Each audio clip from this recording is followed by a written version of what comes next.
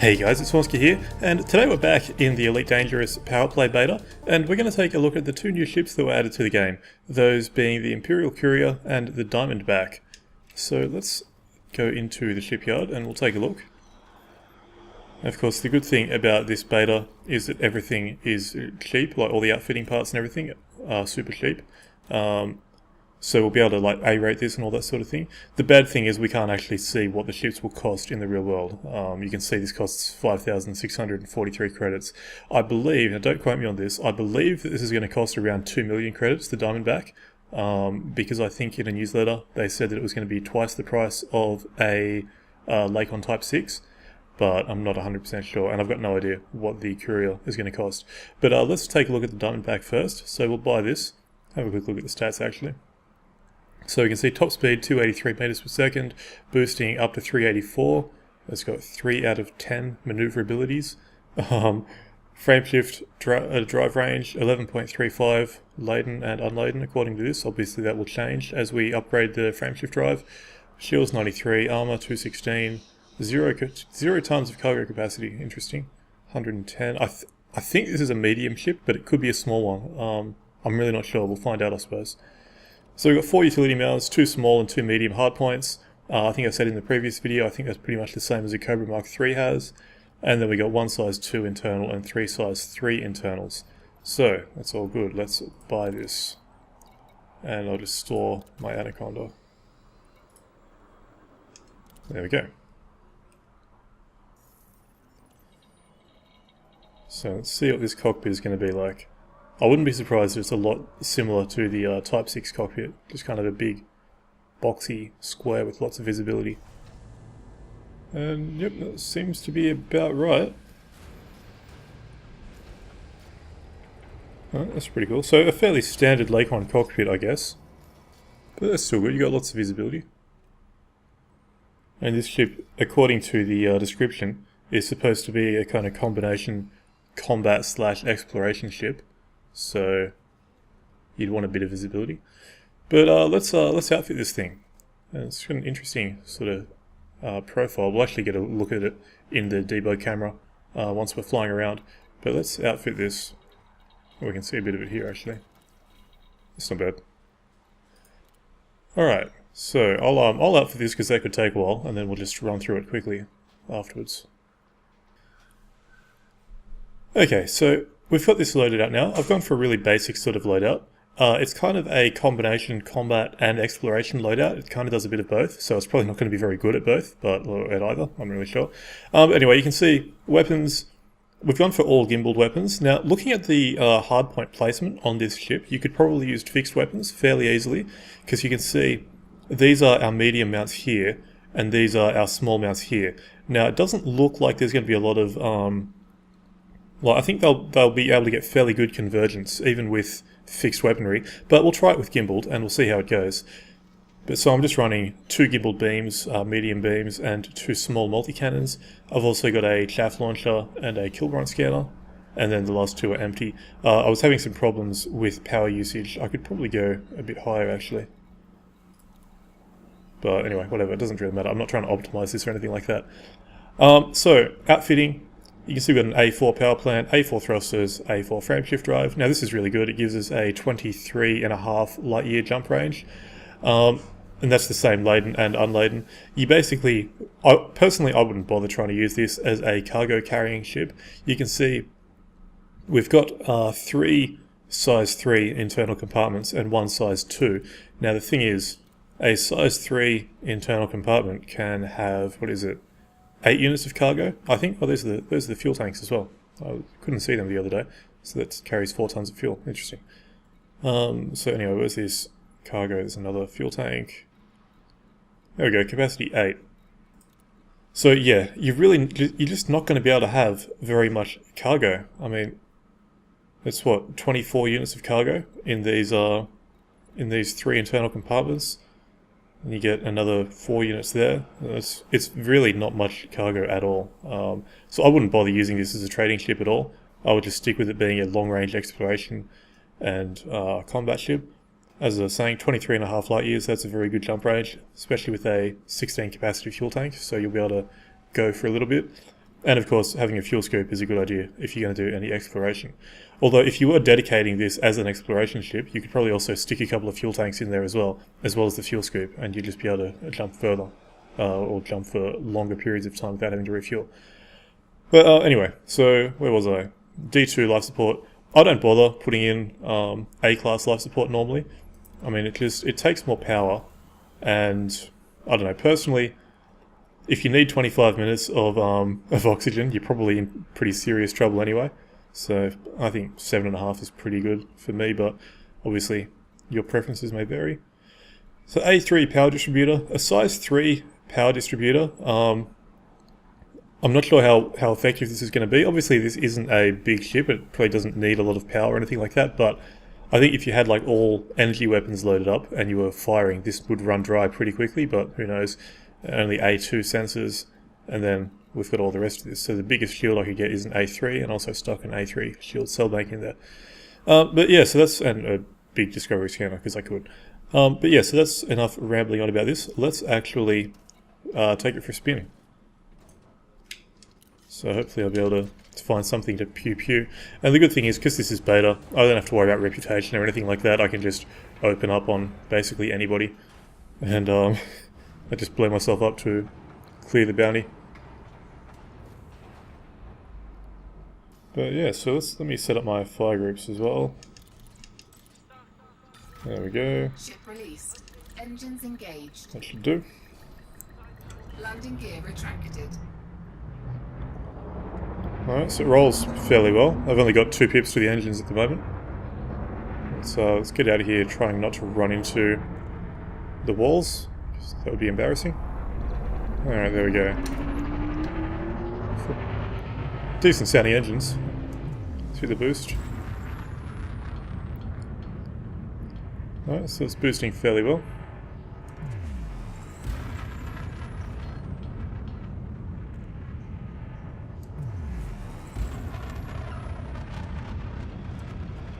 Cool. So let's deploy our hardpoints, shall we? Once I get out of the no-fire zone, there we go. So those are our beam weapons. Those are our multi-cannons. So yeah, I think this would probably go really well with fixed weapons actually. Just because of how those hardpoints are positioned.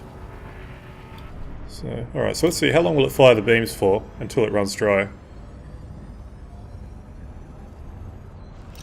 So, it's reasonable, I think. You'd probably you'd struggle having 4 energy weapons running at the same time, but I think 2 is okay. Alright, so let's full power back to the engines. Seems to maneuver pretty well.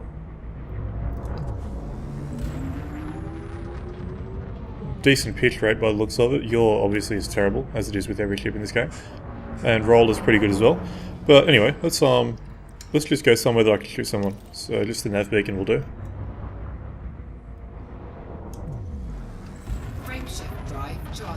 And I'm not going to be too concerned about going for wanted targets or anything like that. We'll just try to do some combat. We'll see how it goes.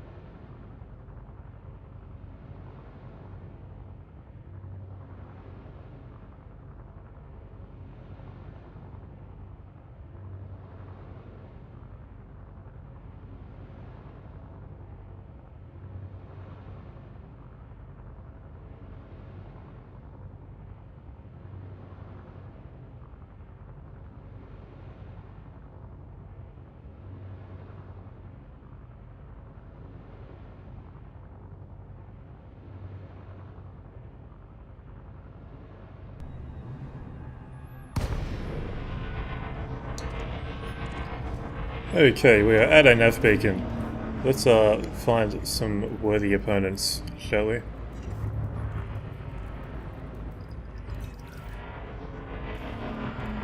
See what else we got in here.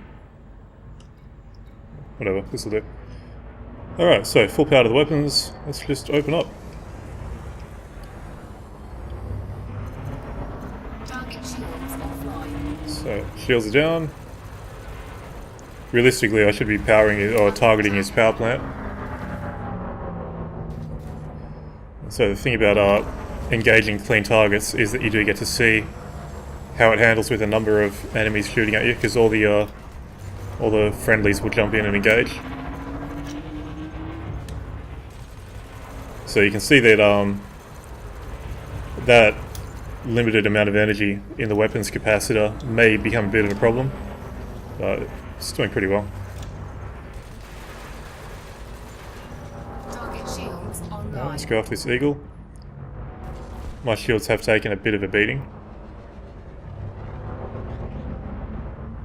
Does seem to be maneuvering pretty well.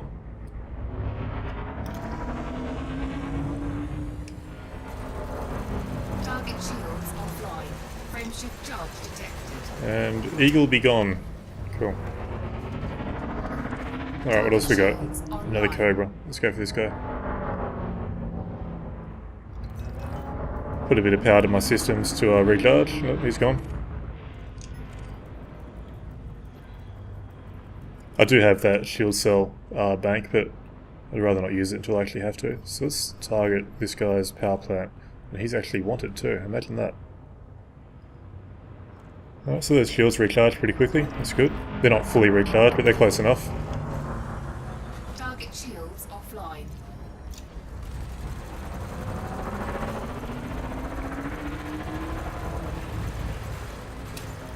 Not sure if it's just me, but those multi-cannons sound different. Maybe it's because in my clipper and everything, they're so far away from the cockpit that you don't actually hear the sounds of them, the sound effects, but it sounds really cool. Anyway.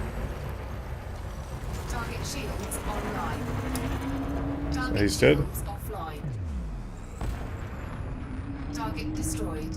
So, yeah, first impressions, this does seem like a pretty decent fighter. It's, we haven't really seen how much damage it can take yet, but it's definitely handling a bit of combat. It can stick with the enemies and that sort of thing.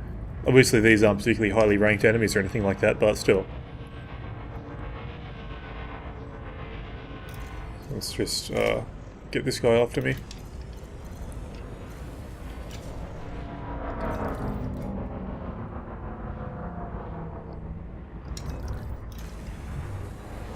Target shields offline.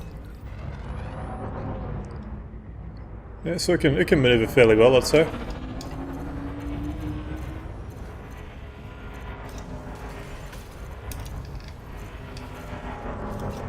There we go, another dead eagle. Target shields online. Let's yeah, let's go for this adder. I'm surprised I haven't seen any system security come jumping in yet.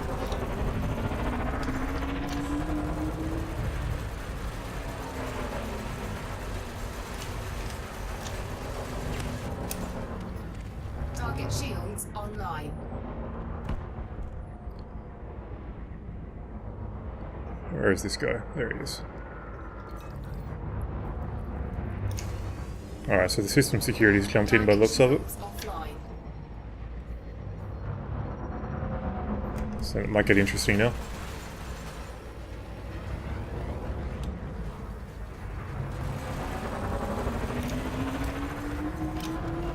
Target shields online. Okay, so this is a dangerous eagle, who is definitely coming in on an attack run for me. Under attack. Full power to the weapons. So the shields are going down pretty quickly. And I just realised that... Oh, there we go. I was going to say my shield cell wasn't bound, but it is. So that recharges shields all the way, which is what you want.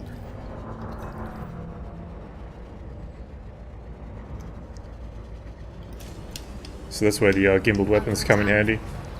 Target shields offline.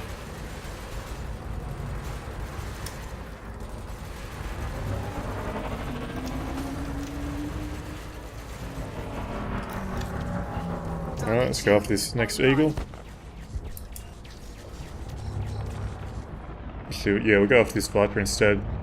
Slightly tougher target.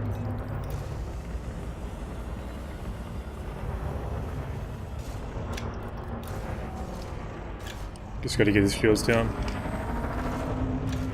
Almost there. Target shields offline.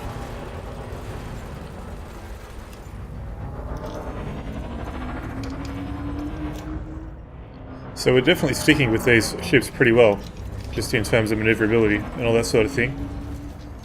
Taking some decent hits. Let's might have to pop another shield cell bank. There we go.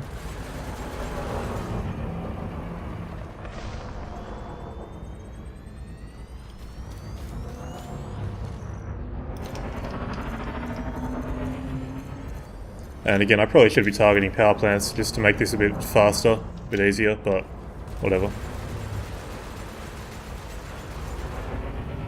Reloading the multi-cannons.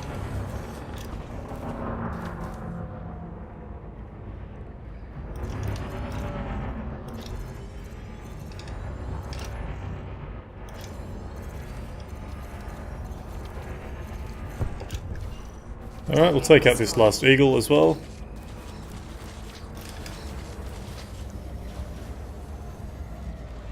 Oh, almost a collision.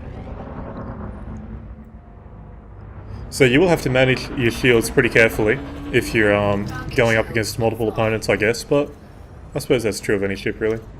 Especially the earlier game ones.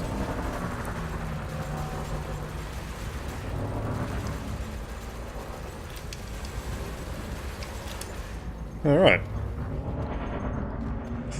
So, there we go. Obviously we haven't seen any big targets yet. How far away am I from the nav beacon? Not that far.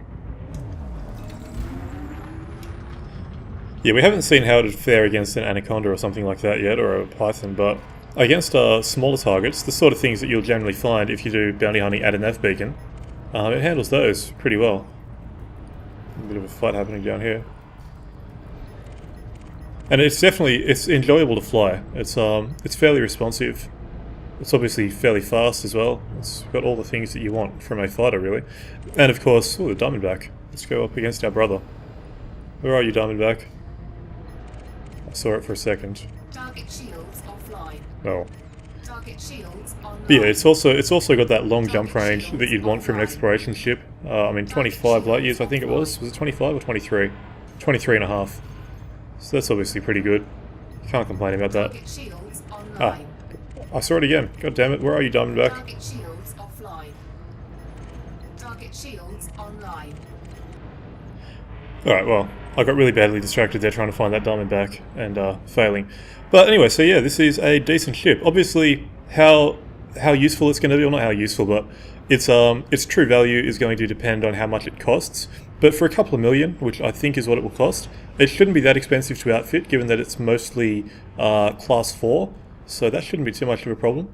Yeah, I think it's going to be a pretty decent fighter and exploration ship. Obviously, you wouldn't use it as a cargo ship or a trading ship or anything like that, but there's plenty of alternatives within this price range for that sort of thing. You've got the Type 6, obviously. The Cobra can do pretty well at trading as well, if you need it to. But yeah, so I'm pretty impressed by this. It's a decent little ship. So let's head back to the station, the fastest way that I know how. Self-destruct sequence initiated. And we will test out the Courier in 30 seconds, or however long it takes to explode. 20 seconds. Let's just sit through this. Oh wait, let's not do this. I forgot to, oh, it's too late. I forgot to have a look at it from the outside. Let's, I'll just do that later, I guess. 4, 3, 2, 1. Hull integrity critical. Bang.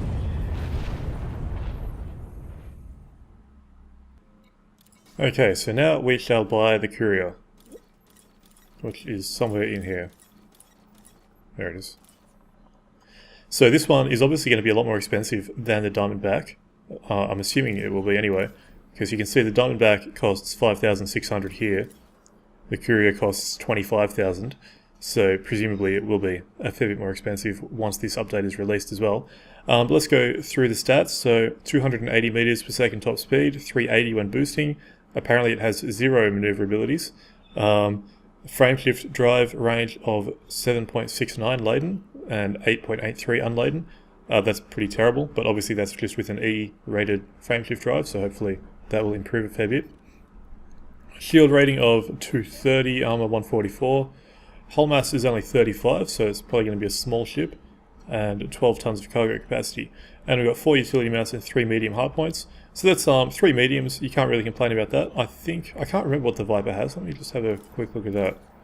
Wherever the Viper is. There it is. So yeah, the Viper only has 2 mediums, so it's got 1 extra weapon, although it also has 2 smalls as well, so never mind that. But yeah, so we got 1 more medium than a Viper does anyway, but we don't have those 2 small weapons.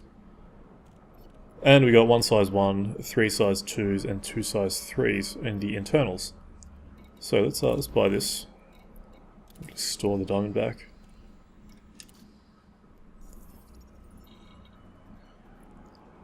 And I'm interested to see what the cockpit on this is like actually. Once it eventually loads in. One day. There we go. Oh, interesting. It's got the same pilot's chair that every single ship in the game has, but it's a decent cockpit. Again, plenty of visibility, as you would kind of hope for. Cool. Alright, and it's got the standard, I say standard, there's only one other Imperial ship, but it's got the standard Imperial sort of design, lots of white stuff and white or blue lighting. Alright, that's pretty cool. Let's outfit this as well. Okay, so that's a pretty cool looking ship. I've gone for a kind of different combat loadout than something I would normally go for, but I have gone for a fairly, like something designed fairly specifically for combat. But so we'll run through this again. You can see we've got an A4 power plant, only A3 thrusters. I kind of expected this to have class 4 thrusters, but it's got maximum of 3. A3 frameshift drive, which does get us up to 16 light years unladen, and that's not too bad really. 14.27 laden. Of course, that laden is only 12 tons of cargo, which is really not much at all. You'd probably be better off putting something else in here, except for cargo racks, but whatever. Life support, I've just gone with D1. Power distributor, A3. A2 sensors. C3 fuel tank, which means it's got 8 tons of fuel. So you'll probably be stopping for fuel fairly frequently if you're jumping at maximum range. It may be a good idea to have a fuel scoop on here, or again, fuel tanks could be a decent option depending on what you want to do. So we've got an A3 shield generator, not particularly huge, but it should do the job.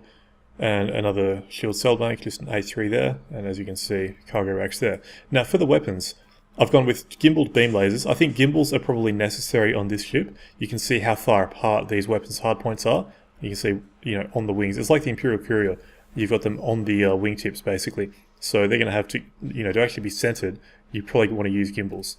I've also gone for a railgun, because it seems like this third weapon is actually kind of centerline. So I keep moving that. So a fixed weapon for the middle could be interesting. I've got no idea though. It could be pretty weird to use this. I'm really not sure, but I thought I'd give it a try. And of course, we've also got a chaff launcher, kill run scanner, and a shield booster as well. So I'll have to do a little bit of playing around with power settings, but that should be fine. So let's do that. So disable the cargo hatch because I never use it. Frameshift drive is priority 2, and we should be good to go once I do this. Okay. So let's launch out of here. We'll go back to that nav beacon, and we'll see how this goes. And I'll actually remember this time to take a look at the ship, like the outside of the ship, before we go flying off into the middle of nowhere.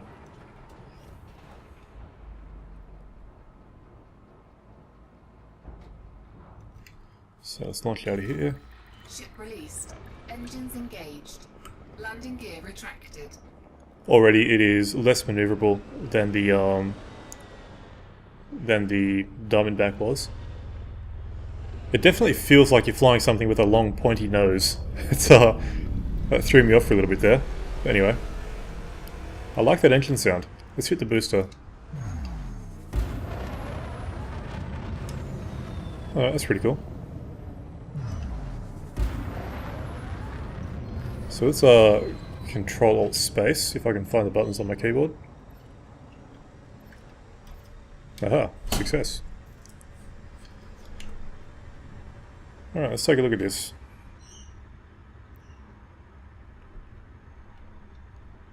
Yeah, that's a pretty cool looking ship. I do like that. Just kind of pan around a little bit.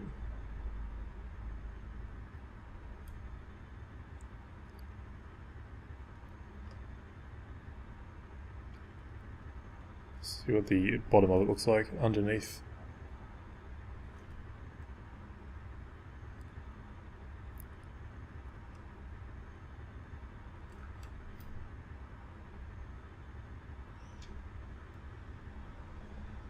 Cool. I do like the those engines. That's a pretty cool looking ship. I like the styling of the Imperial ships.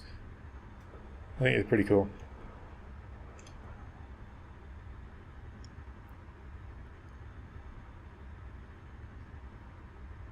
Okay, so there we go. So that's what it looks like, the Imperial Courier.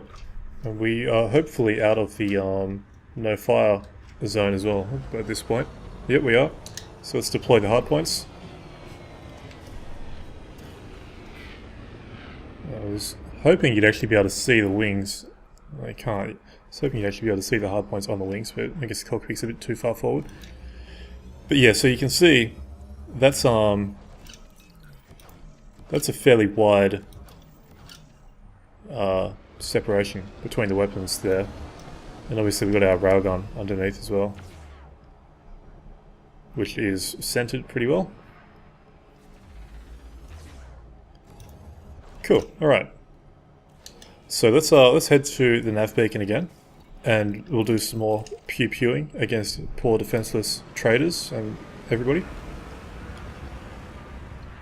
And we'll see how that goes. Okay, we're back at the nav beacon. Let us find some targets. This Cobra should do the trick.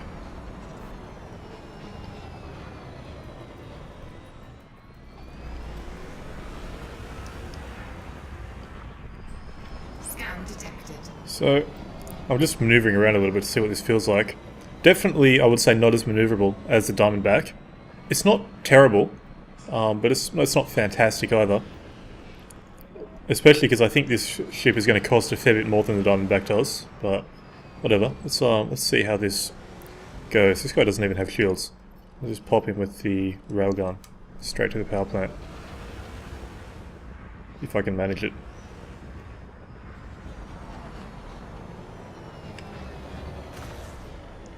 Well, sort of managed it. I'll put full power to the weapons as well. That'd probably be a good idea. So, it definitely can't fire for that long. Although I guess I didn't really go from a full charge, but still. Oops.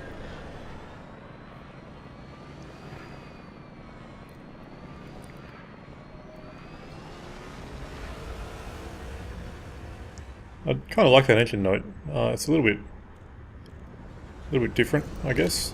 Let's try to finish this guy off.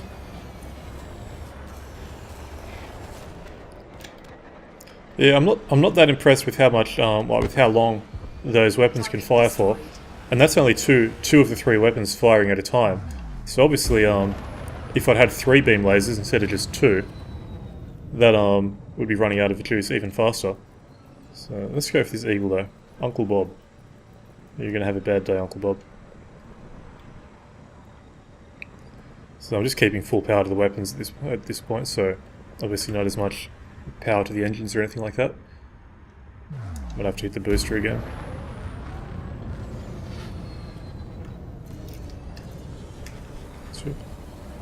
Let's see if we go running straight. Oh, collided with him. Did nothing to our shields, so that's fine. Now, where is he? There he is.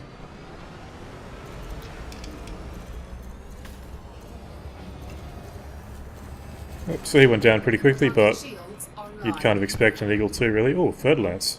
This should be interesting. Scan detected. And he has no shields, apparently. I'm not sure why, but I'm not going to question his life choices. Let's see if I can hit him with the railgun. Under attack. I have a feeling that just missed, but whatever. It's an interesting opportunity to see how these shields are going to handle against a larger opponent. Although I seem to be outside of his firing range. And I just pressed all the wrong buttons on my throttle controller as well. There we go. So we have a fairly decent range of the gimbaling with these wingtip weapons. Let's see, they're going all the way up like that. I wonder how far down they'll shoot.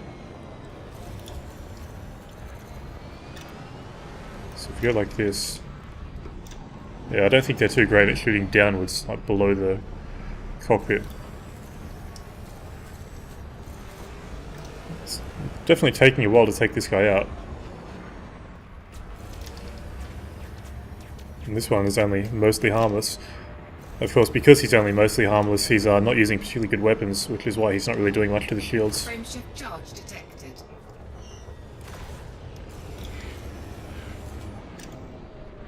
Looks like he's going to try and run away now as well.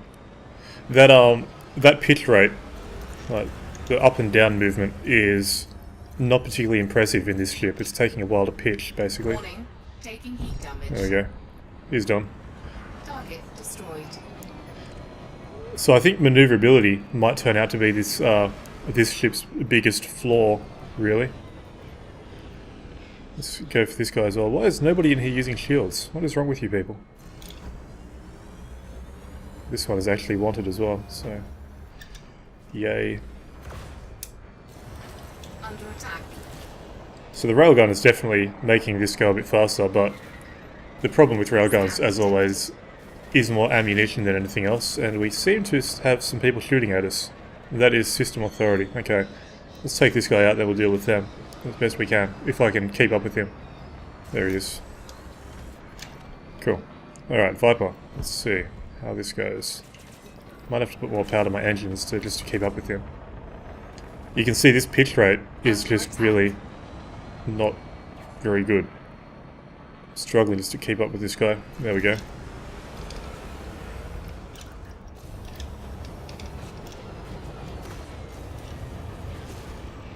Didn't do much to his shields with that railgun shot. So my shields are doing pretty well. I've got a bunch of enemies shooting at me, and they are staying up, which is always good. But I'm not enjoying. I've said it a few times now. I'm not enjoying the pitch rate of this ship. It's just taking too long to keep up with him, basically. Maybe I was just spoiled by the Diamondback. I guess I took out his power plant there. Oh, a vulture. There we go.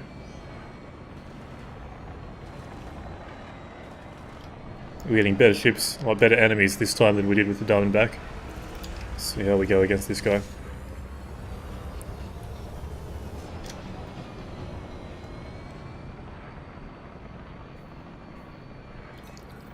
Might have to put a bit more power to the engines. I'm probably going to have to use my booster pretty soon, my shield cell bank. Wrong button. There we go.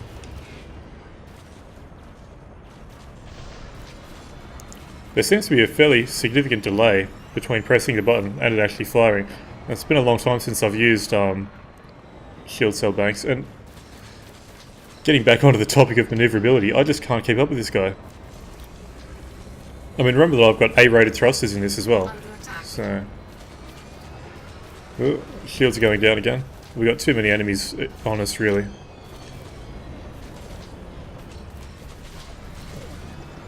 Thermal load is becoming a problem as well. Let's go full power to the systems. Might just have to break off and come back in with a bit of distance behind us. Although they all seem to have kept up with us pretty easily. I just want to take out this vulture. That's my goal in life. That wasn't a good idea, shooting that railgun like that. I don't know how many more shield cell banks I've got left either. Got his shields down anyway.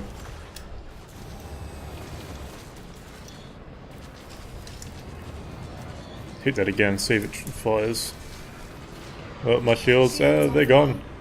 Shields are down. Let's see how long it takes to die.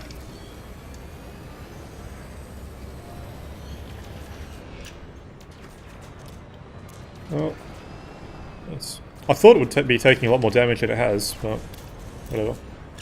Down to about 80%. Still trying to kill this vulture.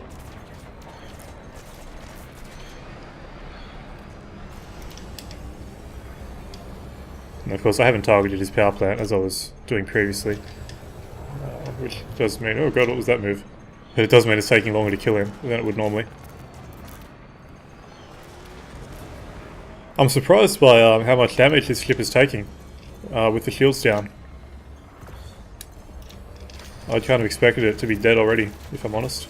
But we're down to 40%, 35. It's going down pretty quickly now. Come on. Yay, we killed him. Alright, so I'm pretty much dead now. Yeah, we'll just wait to die, and then we'll go back to the station. But I got that kill, that's the most important thing. But yeah, the maneuverability of this ship is a real problem, I think. Here we go. Bang.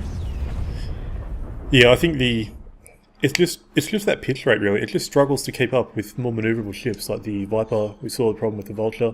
I mean, some ships would be fine with, obviously, but I don't know. As a dedicated fighter, and that seems to be what this ship is. I know it's called a courier, but there's very little courier-ing. Is that even a word? You don't do much in the way of delivery in this game. Let's put it that way. I mean, there may be some more with these power play missions. I believe some of those are courier sort of things. But if we see if we've got any courier missions up here, if this bulletin board ever loads in, there we go.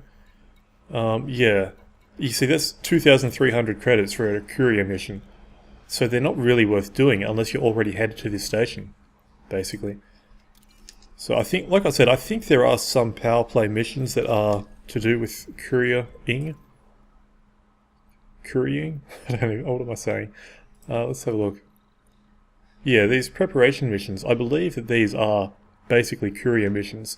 So this ship may be useful for that, but I don't know if you'd really need to buy a ship just to do courier sort of stuff. So personally I would consider this to be a fighter, basically. I mean, there are some good things about it. This 16 light year jump range, that's really good for a small ship. I mean, it looked on paper like it was going to have a really bad jump range just because of what the E rating was, which was like 7 light years or something. But yeah, so that's pretty good. It's just that that pitch rate I think really makes it a bit more difficult to use than it has to be as a fighter. But that being said, maybe I'm just terrible and other people aren't going to have any problems at all. I think the other problem with it as a fighter is it was running out of weapons charge pretty quickly in the capacitor. I mean, obviously that's going to depend on what weapons you use. I mean, beam lasers take up a lot of power, like continuously firing them. If you went for a pure, like, kinetic sort of loadout, say all multi-cannons or all cannons or something like that, then it probably wouldn't be a problem at all. I suppose you could try 3 railguns if you're a glutton for punishment. You'd probably find yourself overheating pretty quickly though. But yeah, it's an interesting ship. It's definitely a good looking ship. I like how it looks, but I do like the Imperial ships. Some people may hate it. Looks are always subjective. But yeah, I'm just, especially given the cost, I think it's going to be a fairly expensive ship when it comes out. I'm not sure about that obviously because I can't see what the price is. But I'm not sure how useful it's going to be for a lot of people, given that I think there's other ships that are better at combat basically, although they may not have the same jump capabilities. But yeah, all in all, they're two pretty interesting ships, the Diamondback and the Courier. I do like the Diamondback.